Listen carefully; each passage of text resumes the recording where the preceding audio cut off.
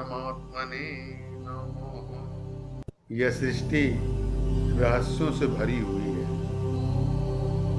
माँ जगत जननी जगदम्बा पार्वती जी शिव जी से पूछ रही हैं कि प्रभु, यह सर्पयुक्त रावण कौन है? कृपया इसके जन्म और चरित्र के विषय में बताइए। आज माँ ने एक ऐसा सवाल पूछा जिसका संबंध भगवान श्री राम और रावण की युद्ध से। प्रभु बताना शुरू करते हैं कि रावण के वैसे तो अनेक पुत्र थे जो बल बुद्धि और विद्या में बड़े ही निपुण थे। एक समय मंदोदरी को ऐसा पुत्र हुआ जो पैदा हुआ तो 20 सर्प युक्त था। 20 सर्पों से युक्त पैदा हुआ। रावण को जब इसका समाचार मिलता है तो रावण अपने एक अनुचर को बुलवा करके इसको गड़वा देता है, क्योंकि रावण भयभीत हो गया। जैसे ही मिट्टी में गाड़ा गया वो मिट्टी खोदने लगा। बालक 1 महीना तक मिट्टी खोदता रहा एवं मिट्टी कोई खाता रहा। एक दिन उसमें से निकल करके समुद्र के पास जाता है। समुद्र किनारे टहल रहा है। उसकी मुलाकात सिंहिका से होती है जो राहु की माँ है। सिंहिका उस बच्चे को घर लाती है। एक दिन की बात है, राक्षसों के गुरु शुक्राचार्य सिंहिका के घर आए। बालक पर निगाह पड़ी। पूछते हैं कि सिंहिका, यह बालक कौन है, कहां से लाई? सिंहिका बताती है कि मैं समुद्र के किनारे गई थी, वहां लड़का घूम रहा था, मैं इसको ले आई। शुक्राचार्य तब बताते हैं, क्योंकि शुक्राचार्य त्रिकालज्ञ हैं, शुक्राचार्य बताते हैं कि यह रावण का पुत्र है और रावण ने इसका परित्याग कर दिया है। क्यों?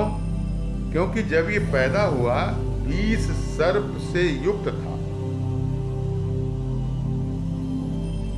इसका नाम अहिरावण। अहिरावण का नामकरण शुक्राचार्य ने ही रखा था। अहिरावण का मतलब होता है कि सर्पयुक्त रावण। अपने जन्म की कहानी सुन करके यह लड़का वहां से भागता है और समुद्र में कूद जाता है। सीधे बीतल पाताल लोक में पहुंच जाता है। तीसरे पाताल लोक को बीतल कहते हैं। सर्पों की नगरी है। वहां जाता है तो क्या देखता है कि प्रभु की कथा हो रही, जिसमें तप के महत्व को बताया जा रहा है। अब आप देखिए, प्रभु की कथा सिर्फ हम ही आप नहीं कहते हैं, पृथ्वीवासी ही नहीं कहते हैं। तमाम लोगों में प्रभु की कथा होती है और लोग बड़े चाव से सुनते हैं। तपस्या के प्रभाव को सुन करके अहिरावण के मन में उत्सुकता जगती है। रावण वहां से जंगल में भागता है। कामदा नदी के किनारे बैठ करके घनघोर तपस्या किया। 14 वर्ष बीतने के बाद कामदा देवी प्रसन्न होती हैं, जो उसकी कुल देवी भी हैं। वर मांगता है। अहिरावण 3 वर मांगता है। कहता है, माता पहला वर हमको दो कि देवताओं से भी ज्यादा सुख समृद्धि मेरे पास रहे और हमें कोई शत्रु जीत न सके। त्रिदेव भी मेरा कुछ न कर सके, यानी ब्रह्मा विष्णु महेश भी, ये भी मुझे पराजित न कर सकें और मैं राक्षसों का राजा बनूं। एवं माते तीसरा वरदान तो ये दो कि जिस मेरे पिता ने मेरा अपमान किया, मेरा परित्याग कर दिया, वह भी मेरे पास सहायतार्थ आवे। मां ने कहा कि ठीक है, जो भी तुमने मांगा उसको मैंने दिया। त्रेता युग का जब समापन होगा, उसी समय रावण चारों तरफ से हताश निराश, जब उसके परिवार में कोई नहीं बचेगा, तुम्हारे पास आएगा और हाथ जोड़कर विनती करके तुमसे सहायता की मदद मांगेगा। लेकिन सावधान, एक बानर वो मेरे बस में नहीं है। अगर उसके स्वामी की तुम कभी अवहेलना किए, उसका अपकार किए, तो फिर तुम्हारी मृत्यु निश्चित है। काकभुसुंडी जी गरुड़ जी से कहते हैं कि अब अहिरावण की हिमालय जाने का समय हो रहा है, आप उसकी कहानी सुने कि किस तरह से मृत्यु को प्राप्त हुआ। रावण का भाई कुंभकर्ण एवं मेघनाथ जब मारा गया तो रावण बड़ा ही निराश हुआ, अकेला रावण बचा। तब उसको अहिरावण की याद आई कि मेरा एक बेटा पाताल लोक में भी है। अहिरावण का सम्मोहन करता है, याद करता है। अहिरावण तुरंत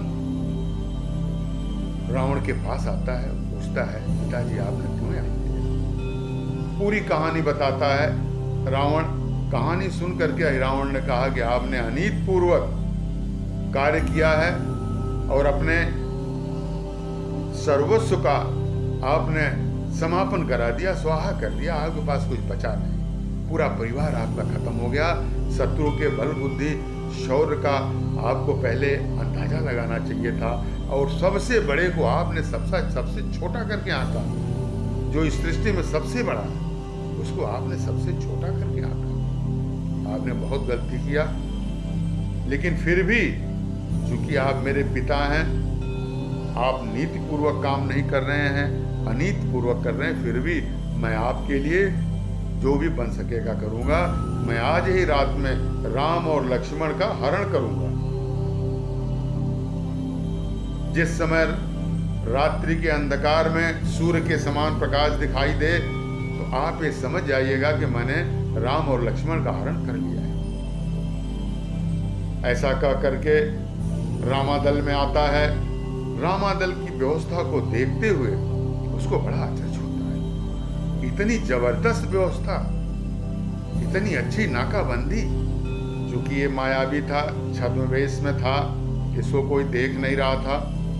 इसने अपने माया का प्रसार किया, ऐसी अंधियारी रात कर दिया कि आंख को आंख दिखाई नहीं देता था। माया से सबको सुला दिया। जहां प्रभु श्री राम और लक्ष्मण जी हैं उस कक्ष की तरफ बढ़ता है, क्या देखता है, पहरे पर हनुमान जी बैठते हैं। हनुमान जी को देख करके सोचता है कि इनसे तो मेरी कोई माया चलेगी नहीं, तो इनके विश्वास का फायदा उठाना चाहिए। विभीषण का रूप पकड़ता है और हनुमान जी से कहता है कि हमें प्रभु श्री राम ने किसी कार्यवश भेजा था, बड़ा विलंब हो गया और हमको तुरंत मिलना है, नहीं तो वो नाराज हो जाएंगे। ये कहते हुए अंदर जाता है, देखता है प्रभु श्री राम को। एक हाथ तो उनकी धनुष पर है, उनका दूसरा हाथ लक्ष्मण जी के सीने पर है। प्रभु श्री राम को प्रणाम करता है, मोहन मंत्र का प्रयोग करता है। सब लोग सम्मोहित हो जाते हैं। राम और लक्ष्मण को लेकर के आकाश मार्ग में जाता है और वहां पर इतना प्रकाश उत्पन्न करता है, मालूम हो रहा है कोई दूसरा सूर्य प्रकट हो गया है। उसके पिता रावण समझ जाते हैं कि अहिरावण ने राम और लक्ष्मण का हरण कर लिया है। पाताल लोक जहां इसका निवास था, इन लोगों को ले जाता है। वहां पे जश्न मनाया जाता है कि देवी के बलि का इंतजाम करो, बहुत ही सुकुमार बालकों को मैं लाया हूं, देवी बहुत खुश होंगी। इधर रात्रि बीतती है, सुबह होता है। लोग कहते हैं कि आज कैसी निद्रा लगी थी कि किसी को कुछ पता नहीं है। हनुमान जी अंदर जाते हैं तो देखते हैं कि प्रभु श्री राम और लक्ष्मण है ही नहीं। परेशान कि मेरे रहते हुए ये क्या हो गया। जामुन आते हैं, सुग्रीव आते हैं, सब लोग आते हैं, अपनी अपनी बात करते हैं। उसी समय विभीषण आते हैं तो हनुमान जी को याद आता है, विभीषण जी जब मैं रात पहरे पे था तो आप ही अंदर गए थे। विभीषण जी ने कहा कि अरे मैं तो कल ऐसी निद्रा आई कि मैं तो सायंकाल को ही सो गया, मैं नहीं आया था। हाँ, मुझे याद आया, मेरा रूप सिर्फ अहिरावण बनाता है और ये जो माया थी, इतना अंधकार था, मेरे समझ में आ गया कि ये अहिरावण का निजाम था। अब ये निश्चित हो गया कि अहिरावण प्रभु श्री राम को पाताल लोक ले गया है। हनुमान जी अब आप पाताल लोक जाए। जामुन सुग्रीव आज सब लोग कहते हैं। हनुमान जी तुरंत चल देते हैं। रास्ते में एक वृक्ष के नीचे बैठते हैं। क्या करें, कैसे जाएं, कहाँ ढूंढें। उसी समय एक गर्भिणी गीदनी अपने गीत से कहती है कि सुनो जी, बहुत दिन हो गया मैंने मानव का मांस नहीं खाया। मानव का मांस बहुत मीठा होता है। एक गिद्ध की पत्नी कह रही गिद्ध से। गिद्ध कहता है कि देखो सब्र करो, अरे रावण 2 ऐसे सुकुमार बालकों को लाया है जिनकी कल बलि हो, और मैं किसी भी युक्ति से उनका मांस तुम्हारे यहाँ ले आऊंगा और तुम उस मांस को खा लेना। हनुमान जी को ये बात सुनकर के पता चल जाता है कि बीतल लोक में लेके रावण गया है। तुरंत पहुंचते हैं। जैसे ही प्रवेश करना चाहते हैं दरवाजे से, मकरध्वज नाम का एक बंदर उनको रोकता है। कहता है अरे कहाँ जा रहे हैं, दिखाई नहीं दे रहा, मैं पहरे पर हूं। मेरे रहते हुए बिना मेरे इजाजत के कोई अंदर नहीं जा सकता, और मेरे स्वामी का आदेश है कि आज नगर में प्रवेश करना किसी का वर्जित है। हनुमान जी ने कहा कि मुझको अंदर जाना है, हमें आज कोई रोक नहीं पाएगा। मकरध्वज कहता है कि मैं उस हनुमान जी का पुत्र हूं जिन्होंने खेल खेल में लंका जलाया था, बड़े बड़े बहादुरों का छक्का छुड़ा दिया था। हनुमान जी को बड़ा आश्चर्य होता है। हनुमान जी कहते हैं अरे भाई, मैं तो 18 बाल ब्रह्मचारी, ये मेरा पुत्र कहां से आ गया, तुम कब पैदा हुए। मकरध्वज कहता है कि पिताजी जब आप लंका को जलाए थे, अपने पूंछ की आग को बुझाने के लिए जब आप समुद्र में कूदे थे, उस समय आपके शरीर का जो पसीना गिरा, उस पसीने से मैं उत्पन्न हुआ, उसको एक मछली ने पान कर लिया और जिससे मैं, अब आप चूंकि मेरे पिता हैं, मेरा प्रणाम स्वीकार करें, और मेरे लिए क्या आदेश है। मेरे स्वामी का आदेश है कि अंदर कोई नहीं जाना चाहिए, और आप मेरे पिता हैं। हनुमान जी बहुत खुश होते हैं कि मेरा ही पुत्र इस तरह की बात पूछ सकता है, तो बेटा तुम्हारा ये फर्ज है कि तुम उसको रोको, और मुझे अंदर जाना है, मैं जाऊंगा। दोनों में युद्ध होता है, पिता और पुत्र में। दोनों अपने अपने स्वामियों के प्रति स्वामी भक्त हैं। हनुमान जी ने देखा कि समय व्यर्थ करना ठीक नहीं है। उसी के पूंछ से, मकरध्वज की पूंछ से मकरध्वज को बांध करके अंदर गए। वहां जाते हैं तो क्या देखते हैं, इतना ज्यादा एक से एक अस्त्र शस्त्रधारी वहां पर तैनात है, एक एक इंच जगह नहीं है। उसी समय एक माली फूल लेकर के देवी के लिए आता है। आज दूसरी बार हनुमान जी फिर मशक का रूप बनाते हैं। एक बार सीता जी को ढूंढने के लिए गए थे तो मशक का रूप बनाए थे, आज पुनः मशक का रूप बनाए और एक फूल पर जा बैठे। वह फूल जब देवी के ऊपर चढ़ता है तो हनुमान जी ने देवी को पैर से दबाया, देवी नीचे चली गई। हनुमान जी ने कहा कि माता आप मुझको स्थान दें। कभी बालक माँ के सिर पर चढ़ जाता है, कभी उसकी गोदी में, कभी कंधे पे, तो मेरी अशिष्टता को आज माफ करिएगा और आज थोड़ा सा आप मुझको जगह दे दें। देवी और नीचे चली जाती है पाताल में। हनुमान जी खड़े होकर के अब जो चढ़ावा चढ़ रहा है, नाना प्रकार का व्यंजन बना है, हनुमान जी सब खा रहे हैं दोनों हाथ से।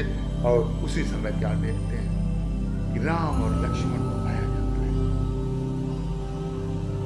तमाम सेनाओं के बीच प्रभु के और लक्ष्मण के हाथ बंधे हुए यह सीन देख करके, यह दृश्य देख करके हनुमान जी के आंखों से आंसू आ जाता है।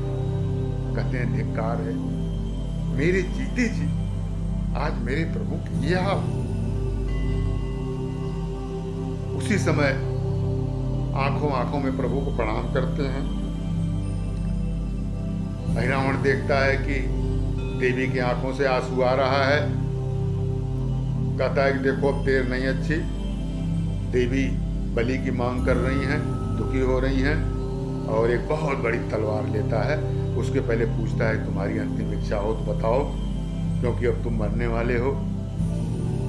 प्रभु मुस्कुराते हैं कहते हैं कि मरने वाले तो तुम हो। इस समय मुझे हनुमान जी की याद आ रही है। कहा हनुमान, वो तो रामादल में सो रहा होगा, वो कहां से आएगा। और बहुत बड़ी तलवार लेकर के जैसे ही भगवान राम की तरफ उठाता है, उसी तरह हनुमान उसी क्षण हनुमान जी ने आकर के उसके हाथ को पकड़ लिया और प्रभु से कहा, प्रभु रावण नहीं तो रावण को ही मुझे मारने दीजिए। प्रभु की इजाजत मिलती है। क्षण मात्र में पूरी सेना को मार करके और रावण का उसी तलवार से गला काट दिया। रावण मारा गया।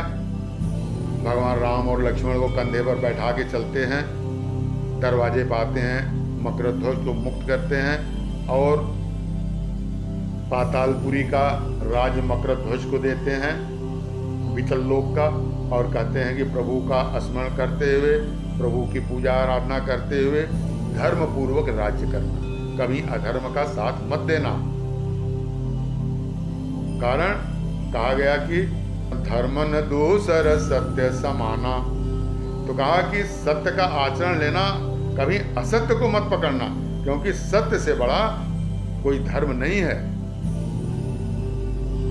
अपने लड़कियों को समझा करके मकरध्वज को भगवान को लेकर के रामादल में आते हैं। यहाँ जय जयकार मच जाती है, सब लोग प्रसन्न हो जाते हैं। तो आपने देखा कि एक रावण बचा था, उसको भी समाप्त करा दिया। रावण चूंकि बहुत बड़ा ज्योतिषी था, ज्ञानी था, प्रकांड विद्वान था, लेकिन अहंकारी था। एक अहंकार की वजह से रावण मारा गया।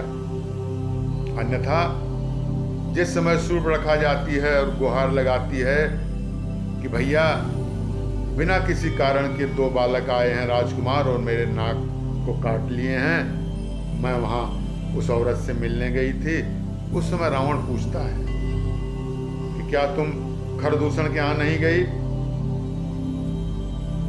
सूर्पणखा कहती नहीं भैया मैं गई थी, लेकिन एक बाण से उस बालक जिसका नाम राम था, खरदूषण समेत 14,000 सेनाओं को एक बाण में मार दिया। तब रावण कहता है वो खरदूषण मौसम बलवंता, तिन्हीं को मारे बिनु भगवंता। तो बिना भगवान के खरदूषण कोई मार नहीं सकता। इसका मतलब कि भगवान का अवतरण हो गया है। भजन न हो ये तामस देहा, इस तामसी शरीर से भजन नहीं हो सकता।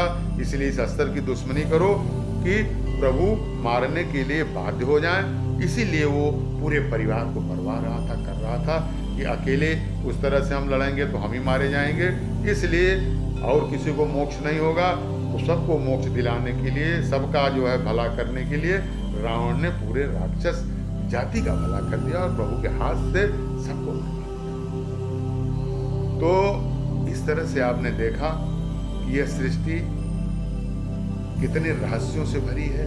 एक से बढ़ के योग, जो एक योद्धा जिनका जीतना दुर्लभ था, लेकिन इस दुनिया में अगर कोई नहीं हारा तो उससे परम पिता परमेश्वर। बाकी ऐसा कोई नहीं हो जिसको पराजय का मुंह न देखना, जिसकी मृत्यु न हो, जिसके पास भी नाम है, रूप है, उसकी मृत्यु निश्चित है, चाहे किसी भी योनि में पैदा हुआ हो। एक सिर्फ परमात्मा को छोड़ करके बाकी सबकी मृत्यु निश्चित है। इसलिए यहाँ जो भी आया जितना भी जतन कर ले, लेकिन जब समय हो जाएगा उसको यहाँ से जाना होगा। इसलिए प्रभु का भजन करते हुए, स्मरण करते हुए अपने समय को व्यतीत करना चाहिए। जितना भी समय हो प्रभु के लिए निकालिए, प्रभु के लिए जिंदा रहिए, प्रभु के लिए काम करिए, प्रभु का होके करिए, प्रभु को अपना बनाइए, प्रभु से कोई रिश्ता जोड़िए और प्रभु के कीर्तन में लग जाइए। समय बहुत कम है, जितना ज्यादा से ज्यादा हो सके समय का सदुपयोग करिए। 24 घंटे में जितना समय प्रभु के याद करने में लग गया, उतने ही समय का सदुपयोग हुआ। बाकी तो सब पेट भरने का उपाय है, वो भी जरूरी है।